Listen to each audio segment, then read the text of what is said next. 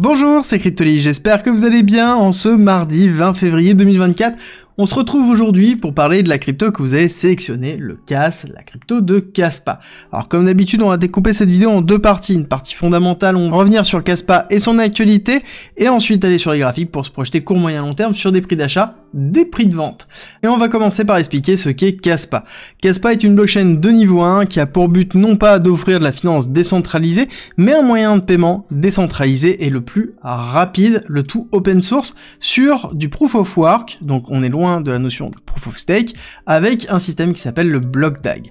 Alors c'est vraiment l'évolution, en fait il se positionne de ce style-là, l'évolution de Bitcoin, dans lequel ce n'est pas Bitcoin mais en plus rapide, mais quelque chose qui est différent, dans lequel on a le consensus de Nakamoto, qui a servi de base pour créer le consensus de Kaspa, dans lequel on essaie de résoudre cette notion de trilemme très importante dans la blockchain, sécurité, scalabilité et décentralisation, et on arrive à une blockchain qui est une des plus rapides à l'heure actuelle, avec une confirmation quasiment instantanée, sans problématique de scalabilité grâce à la notion de block DAG. Alors le block DAG, pour répondre assez rapidement, déjà c'est un DAG, il faut comprendre que c'est la composition classique que l'on retrouve sur les nouvelles typologies de blockchain, dans lequel on va avoir un ensemble de transactions qui vont se faire non plus les unes après les autres, mais simultanément, et le tout relié entre elles sans forcément avoir quelque chose de linéaire. C'est quelque chose qu'on retrouve aussi sur d'autres blockchains comme par exemple Phantom, qui est un DAG asynchrone, mais là on est dans une notion de block DAG qui est légèrement différente, dans lequel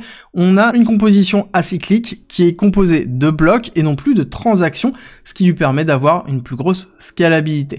Au niveau du CAS, donc la crypto de Kaspa, qui sert tout simplement au fonctionnement de Kaspa, on voit qu'on a une émission qui nous rappelle grandement celle de Bitcoin, ce qui est normal étant donné que c'est composé de la même façon et dans le même objectif. Le but étant de délivrer énormément de CAS au début pour créer de l'incentive et ensuite petit à petit diminuer l'inflation au fur et à mesure de l'évolution de Kaspa. À côté, nous avons donc, comme j'ai dit, pas de smart contract. Oui, mais en l'occurrence, c'est quelque chose qui est en cours de réflexion depuis déjà quelques temps et dans lequel on a la planification qui est en cours, on les voit bien au niveau de l'implémentation, ce qui est plutôt logique, hein. Je vous avais prévenu lors de ma première vidéo, qui était pour moi le défaut de Kaspa, c'est qu'il n'y avait pas de smart contract ou pas de visibilité, et je vous avais expliqué que ça allait arriver et qu'à partir de ce moment-là, on allait avoir une blockchain qui allait être très intéressante, parce que on a la stack technique qui est très solide, et il nous manque la stack utilisateur, très forte, et la finance décentralisée va apporter une masse d'utilisateurs et une masse de liquidité très importante sur Kaspa, et c'est ce qu'il va falloir surveiller, c'est ce que je vais surveiller. À côté Kaspa, au niveau du token, c'est le CAS à 5,4 milliards de dollars en dilué, dans lequel on a quand même une volumétrie de transfert journalier qui est quand même conséquent, 2,8% de la market cap, donc ce qui est plutôt cohérent. Donc on a un token qui est rentré dans le top 25.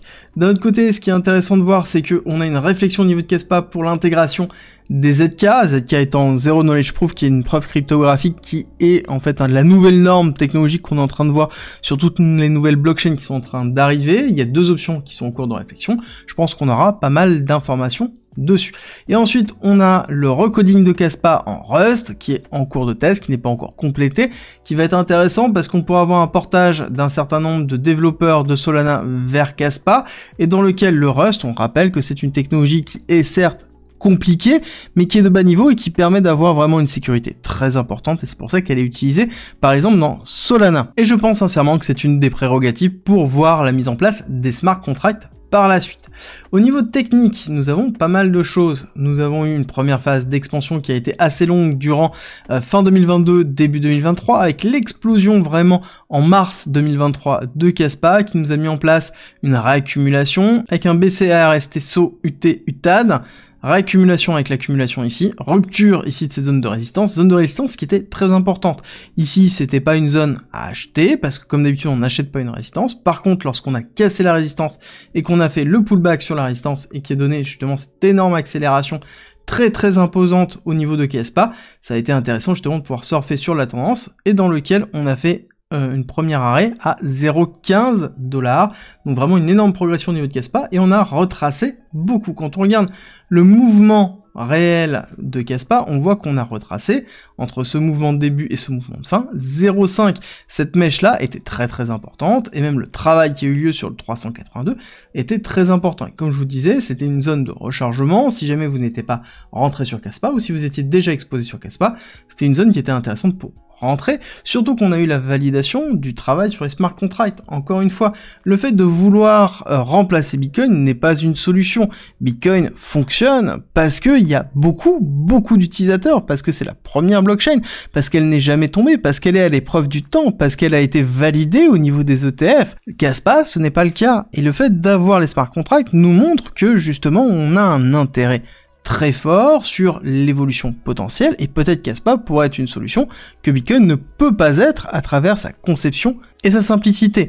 L'autre point à noter par rapport à Kaspa, et qu'il ne faut pas oublier, c'est qu'on a eu un fair lunch, donc il n'y a pas eu de libération de VC, on a tout qui est planifié, et tout est structurellement instancié dans le protocole, donc ça veut dire qu'on n'a pas de surprise à avoir, il y a juste la notion de communauté. Et justement, la communauté de Kaspa, c'est certainement une des communautés les plus actives que l'on peut retrouver, alors qui est certes un petit peu matrixé sur le fait que c'est un bloc DAG, et donc c'est une révolution magnifique et transcendantale de la blockchain, alors que, bon, c'est quand même quelque chose qui existe plus ou moins sur d'autres formes. Techniquement, c'est quelque chose qui est intéressant, mais encore une fois, est-ce que c'est la révolution? Malheureusement, on le saura que à la fin. Mais à côté, on a une communauté qui est très active, et ça, c'est ce qui est le plus important dans le monde des cryptos, parce que c'est la communauté qui reste, c'est la communauté qui a fait que Solana a survécu aux 9$. C'est la communauté de Solana qui m'a fait dire à 9$ en disant achetez, moi personnellement j'achète, parce que c'est une blockchain qui va persister, parce que la communauté est là. Kaspa a cette communauté. Donc là, on a fait un retracement. Suite à ce retracement, on a fait une première accélération, et on voit qu'on a fait exactement la même chose que là, hein, dans lequel on a buté sur la résistance, on a cassé la résistance, on a fait un petit pullback, et on a une nouvelle accélération, qui est quand même bien moindre, mais qui est plutôt classique, hein, d'accord? C'est normal d'avoir des phases de latéralisation. Ces phases de latéralisation sont des phases de consolidation qui sont logiques. Quand quelqu'un a fait x10, x20, x30, il est normal qu'il y ait des prises de profit. C'est tout à fait normal. Et il va y avoir des prises de profit dans cette zone-là et des réaccumulations ici. Là, on a une distribution de wick-off. Là, on a une accumulation de wick-off. Donc, tout ça, c'est quoi? C'est une réaccumulation de wick-off. On a l'habitude. Et quand on voit le fonctionnement de Kaspa, c'est systématiquement comme ça. Distribution, accumulation, réaccumulation de toute cette zone-là avant d'avoir la rupture haussière. Et quand on voit qu'on a une pattern qui est toujours la même sur une crypto, il faut comprendre que à ce moment-là, c'est une pattern qu'on va chercher à aller revoir, et quand on la voit, on sait qu'elle a un fort potentiel de réalisation. Et c'est à nous, justement, de voir les triggers, et on voit que le trigger ici a été sur la rupture, le petit pullback en petit time frame avant d'avoir la rupture haussière forte. Donc pour moi, Kaspa, en termes de target, on peut aller sur un accompagnement réellement du bull run. Donc on peut aller chercher sur une market cap de 30, 40, 50 milliards sans souci à partir du moment où on aura un bull run qui sera bien lancé. Pour rappel, Solana était dans le top 5 à 70 milliards de market cap en fin de bull run. Étant donné qu'on a une phase d'expansion, on peut supposer que le top 10, le top 15, voire même le top 20 sera au-dessus de 50 milliards de capitalisation, ce qui serait cohérent pour Kaspa, surtout si on a les smart contracts, surtout si on a une communauté qui continue à pousser et qu'on a une finance décentralisée très intéressante autour de Kaspa, et c'est ce que je vais personnellement surveiller. Si vous vous posez des questions sur quand acheter, quand vendre et comment structurer votre stratégie, n'oubliez pas que vous avez à disposition gratuitement en commentaire en description un guide d'investissement qui est concis et qui vous explique absolument tout à savoir pour pouvoir profiter du bull run. C'est en description et en commentaire, et nous on se retrouve très vite pour une nouvelle vidéo.